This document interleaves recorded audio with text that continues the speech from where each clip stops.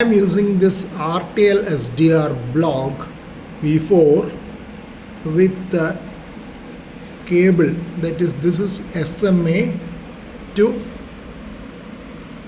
SO239 connector. This is the SO239 connector and this is PL259. This PL259 goes to the CP22E antenna. This time I am using a vertical omnidirectional antenna as it is an overhead pass of RS-44 to see what happens. Now you can see that this G-Predict radio control shows a frequency of 435.613 and the same frequency is displayed in RS-SDR sharp, which is controlling the RTL-SDR. The nominal frequency downlink is 605, that is the mode U beacon.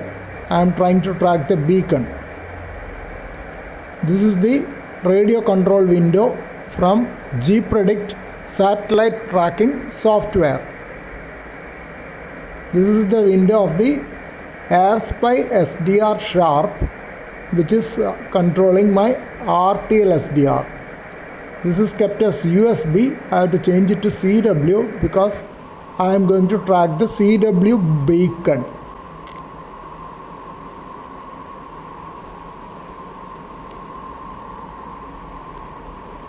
And I will show you the other window of G-Predict. This is the G-Predict window which shows the footprint of the satellite RS-44. This is my location VU to JO, and this is the polar map. You can see the satellite has risen above the horizon. You can see that the elevation is minus 30. Sorry, this is not showing. Here you have to change. Here it is not RS-44. Now you can see that was displaying another satellite there. That is the previous satellite which I had tracked. I have forgotten to change it here. RS-44 is above the horizon and the elevation is 23 degrees. And the azimuth is 177. But I will not be bothered about azimuth in this particular pass because I am using CP22E omnidirectional antenna. So I will not be bothered about the azimuth. I don't want to use my Moxon Yagi because it is a night pass and it is not easy to go outside on the terrace and rotate the antenna. That's why I am using CP22E VHF only antenna. And you may wonder why I am using a VHF only antenna. This frequency may be a little below the third harmonic of a VHF, but very often I have seen that I am able to hear UHF downlink, especially of the International Space Station, using CP22E antenna. So this trial might be useful, might not be useful, but let me see. At least when the satellite is very nearby, I should be able to hear something. Yes, I am acquiring some signals. You can, this is the marker, and I had seen some signal here, some in between, and this is the footprint of the satellite, 7,500 kilometers, and the altitude is quite high, 1,314, which is much above the 420 of International Space Station and most other satellites. And the Doppler is positive now, 1.5 into maybe 4.3. That is so much of kilohertz you have to change. That's what you are seeing here, 611 instead of 605 for the beacon. And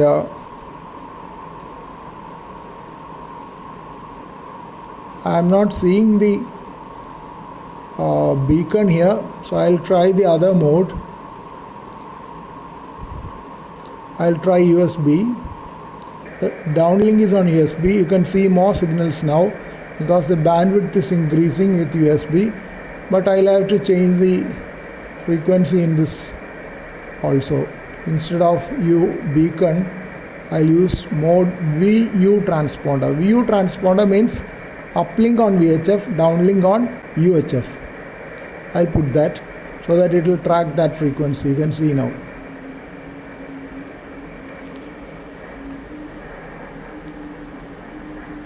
I'll see whether I can hear something. I can see a wonderful signal here, but the question is how I can hear it. I'll keep the satellite polar map here. This is the polar map. You can see elevation is 54. That's a good elevation. I can see good signals here. I'll try to tune in.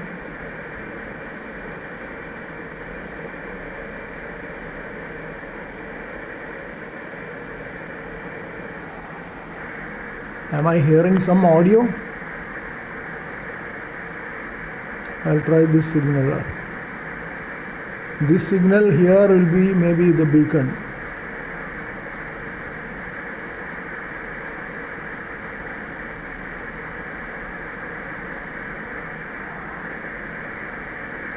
But this is at a very high RF gain, 49.6 decibel RF gain. So this could be a very weak signal. Let me see if I can hear the CW signals here.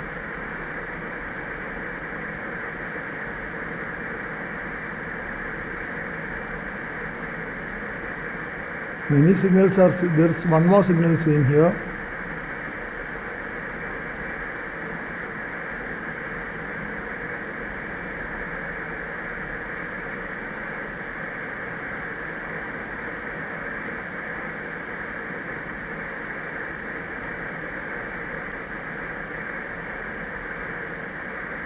That could also be a CW transmission by some ham.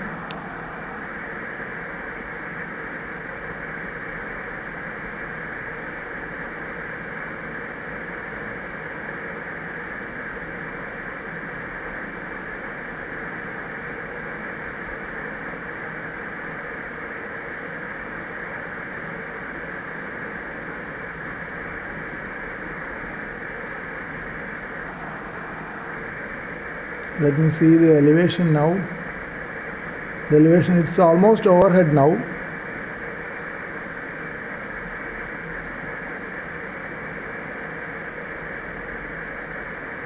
The signals are not sustained, it's only intermittently coming. I don't know whether anyone is actually there from my region, then only I will get high signals.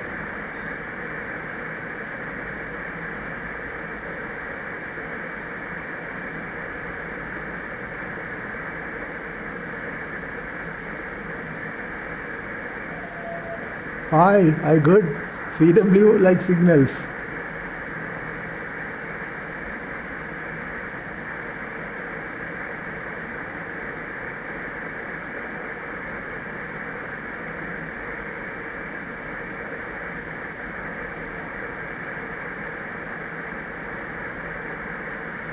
Let me try once again CW. I'll tune to the beacon frequency and check once again.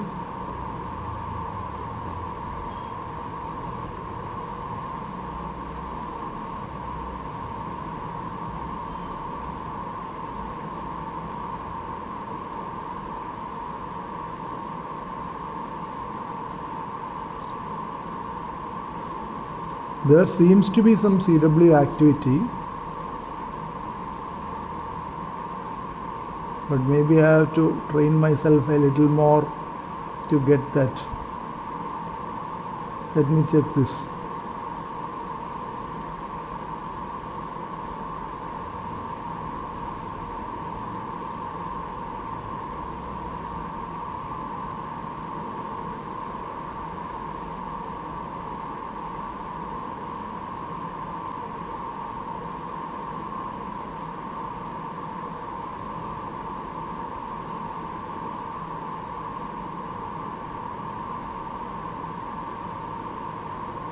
All I heard was a transient CW signal, but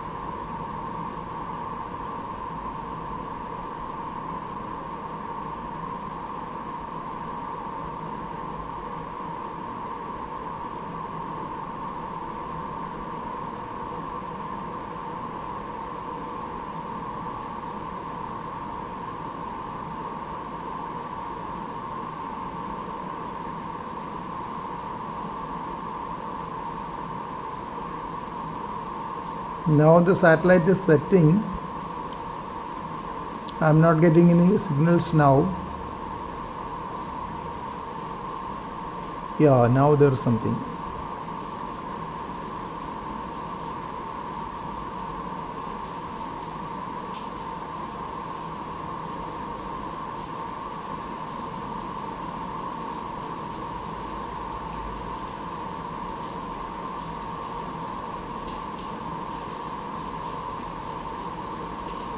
I think I'll stop now because with the vertical antenna I could get fairly good signals and probably transient CW signals. That will be enough for me to be satisfied for today's work. I took a screenshot of the waterfall from the video and wanted to see whether it is really the beacon of RS-44. And I am happy to note that this is the CW for S did. And this is da. So this is S44 and the initial portion R has been missed. The terminal dit is there, but the dida of R has been missed because I was using only a CP22E antenna, and part of the signals can be missed, especially for a satellite at a high altitude like RS-44, usually around 1400 kilometers, much above that of International Space Station. Anyway, I am very glad that I have been able to decode the CW beacon, that too on a waterfall of RS-44 linear satellite. A first achievement for me.